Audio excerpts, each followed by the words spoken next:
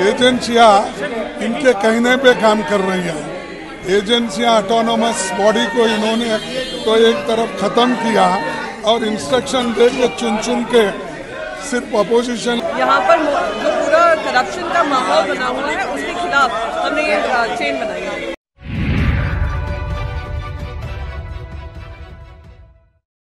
नमस्कार, इन खबर में आपका स्वागत है। 4 दिनों से संसद ठप है। एक तरफ सरकार है जो राहुल गांधी से माफ़ी मांगने को कह रही है, और दूसरी तरफ विपक्ष है जो अडानी मुद्दे पे जेपीसी गठन की मांग कर रहा है।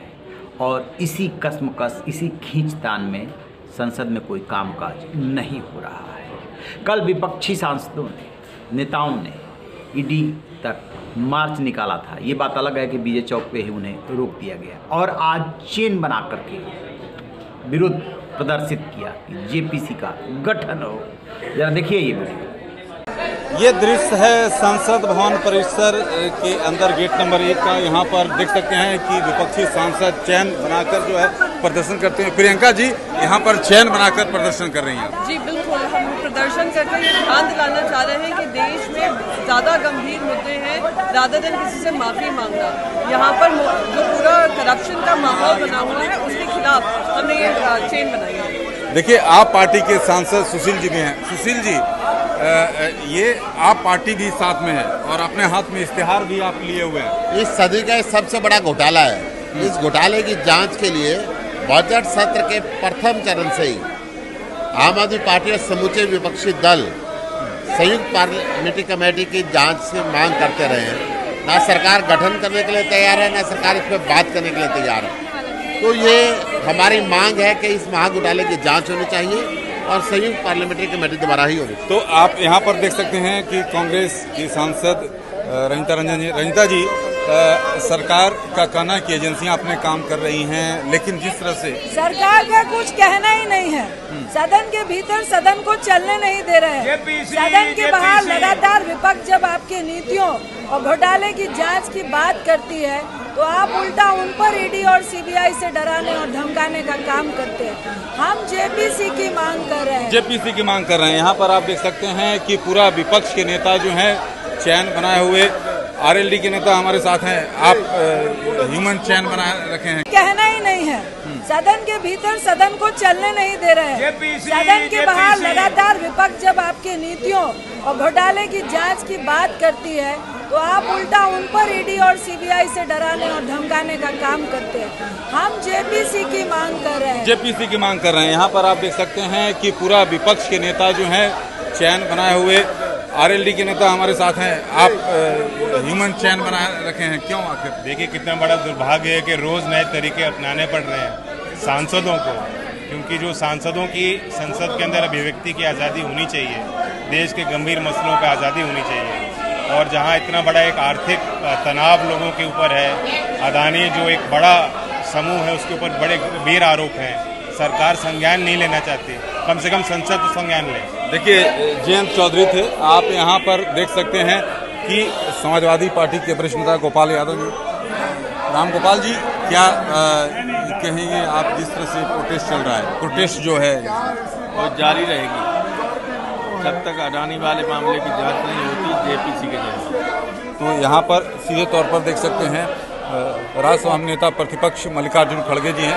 खड़गे साहब, जिस तरह से प्रोटेस्ट सरकार जो है, सरकार कह रही है कि एजेंसियां अपने काम करें। एजेंसियां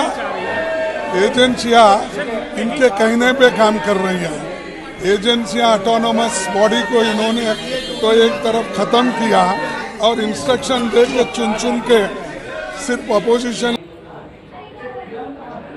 देखा, अब सबसे बड़ा सवाल ये है कि राहुल गांधी ने ऐसा क्या कहा, और राहुल गांधी ने आज संसद में पहुंच के क्या कहा, क्या होना चाहिए।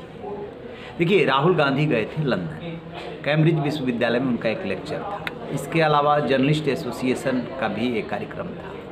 इन कार्यक्रमों में उन्होंने ये कहा कि यूरोप और अमेरिका से कई गुना बड़े देश में, 3 गुना 4 गुना बड़े देश में लोकतंत्र खत्म हो रहा है, और ये चुप है सिर्फ इसलिए कि कारोबार का मामला है।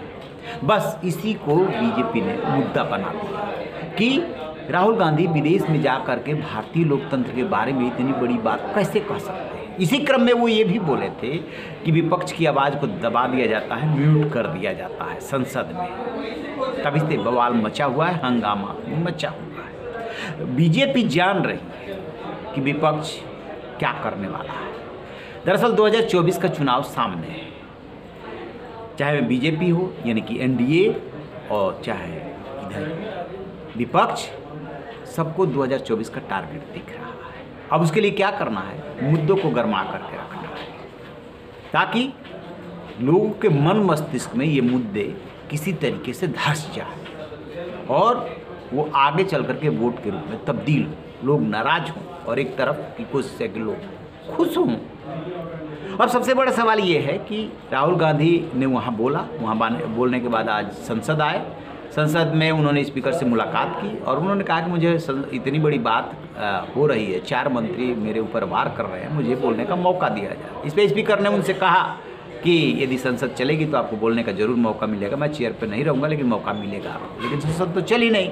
फिर राहुल गांधी ने प्रेस कॉन्फ्रेंस की और उन्होंने साफ साफ कह दिया कि पीएम मोदी और अडानी के मुद्दे को लेकर के घिरे हुए हैं, वो बोलने नहीं देंगे, संसद में भी नहीं लगता कि उन्हें बोलने का मौका मिलेगा। तो लिहाजा उन्होंने प्रेस कॉन्फ्रेंस की। इस पर अनुराग ठाकुर जो केंद्रीय मंत्री हैं वो सामने आए, उन्होंने वार किया। लेकिन असल बात यह है कि क्या राहुल गांधी ने जो भी बयान दिया उससे बीजेपी को राहुल गांधी कांग्रेस की घेराबंदी का मौका मिला, या उनके लंदन वाले बयान से विपक्षी राजनीति को धार मिल गया।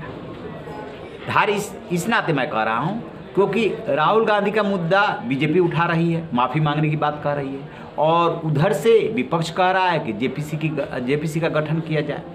दरअसल जब ये बजट सत्र शुरू हुआ और बजट पेश हुआ था उस समय भी मुद्दा काफ़ी गर्माया, लेकिन उस समय बजट पेश होना था और अब विपक्ष को मौका मिल गया है। उससे लग रहा है कि जेपीसी के मामले पर ये जो सरकार है, मोदी सरकार है, उसको झुकने के लिए मजबूर किया जाए। तो कांग्रेस के नेता सवाल कर रहे हैं क्या इसके पहले 7 मामलों में जेपीसी का गठन नहीं हुआ, 8वें मामले में गठन हो जाएगा तो कौन सा आसमान टूट जाएगा।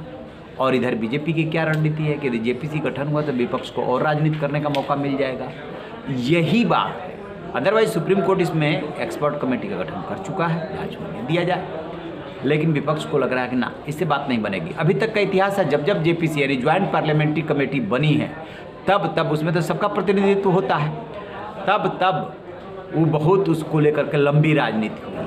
बीजेपी इससे बचना चाहती है, विपक्ष घेरना चाहता है। बहरहाल ये जो दोनों मुद्दे हैं, फिलहाल तो गतिरोध खत्म होता हुआ सा नहीं दिख रहा है, क्योंकि जो सरकार है वो जेपीसी की मांग नहीं मानने वाली है और जो विपक्ष है वो राहुल गांधी द्वारा माफ़ी की बात नहीं मानने वाला है। फिर तो क्या ऐसे ही गतिरोध चलता रहेगा, इस पर हमारी नज़र रहेगी।